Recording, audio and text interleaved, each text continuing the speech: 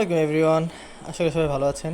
Police দেখে হাত পা একটু কাঁপতেছিল যে না, হুট করে দেখি যে আমার দিকে তাকায় আমার বলতেছে যে এই দাঁড়ান এইদিকে। দেন সে যা বললো বুঝে নাই ড্রাইভিং লাইসেন্স আর ট্যাক্স কম নেই। আমি প্রথমে মানে হতভম্ব হয়ে গেছি যে না, আমার কাছে তো সব কিছুই আছে, তা আমি কেন ভয় পেতেছি।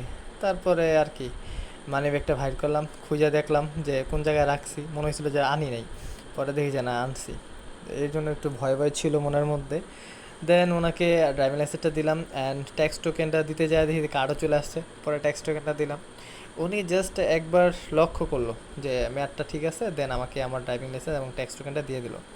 মানে মনের মধ্যে একটু ভয় কাজ করতেছে যে পুলিশ ধরলে যে হাত পাও কাঁপা শুরু করে কেন। দেন এরপর ওনাকে ধন্যবাদ দিয়ে আমি ওইখান থেকে চলে আসি। আমি জাস্ট তখন আমার বন্ধুর কথা ভাবতেছিলাম। আমার বেশ কয়েকটা বন্ধু বান্ধব যাদের বাইক আছে কিন্তু লাইসেন্স নাই, আবার গাড়ি কিনছে, গাড়ির পেপারস ওর নামে এখনও হয় নাই বা ওর ফ্যামিলির কারো নামে হয় নাই। যার গাড়ি যার কাছ থেকে কিনছে তার নামে আছে। তো ওর কথা মনে করতেছিলাম। তো এই ক্ষেত্রে আমি মানে খুবই খুশি যে আমাকে ড্রাইভিং লাইসেন্স হওয়ার পরেই আমার গাড়িটা আমাকে দেওয়া হয়েছে, মানে রাস্তাঘাটে চালানোর জন্য। এর আগে আমাকে দিত না। তো আমি জাস্ট খালি আমার বন্ধু শামীমের কথা ভাবতেছিলাম, এই দিক দিয়ে আবিদের কথা ভাবতেছিলাম, এই দিক দিয়ে সুলতানের কথা ভাবতেছিলাম। আরও আমার দু একটা বন্ধু বান্ধব আছে যাদের কি লাইসেন্স নাই। তো ওরা মাঝে মাঝে আমার সাথে বের হয়, মানে আমি ওদের সাথে বের হই।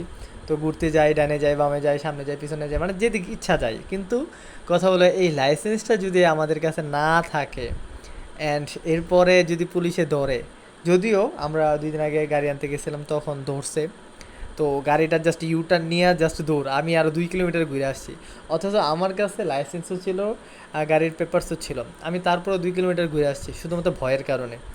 যে না কি না কি বলে, হেলমেট ছিল, গ্লাভস ছিল হাতে, পায়ে জুতা ছিল, মানে সব কিছু টোটালি ছিল যেগুলা রোডে মেনটেন করে চলতে হয়।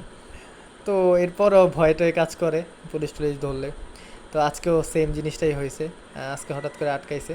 তো যা কাগজ ছিল ওইগুলো দিছি। তো এই ছিল ভিডিও। সবাইকে অসংখ্য ধন্যবাদ। সবাই অবশ্যই হেলমেট, লাইসেন্স অ্যান্ড সব কিছু ঠিক করে গাড়ি চালাবেন। হ্যাঁ, সবাই ভালো থাকেন, সুস্থ থাকেন। আসসালামু আলাইকুম।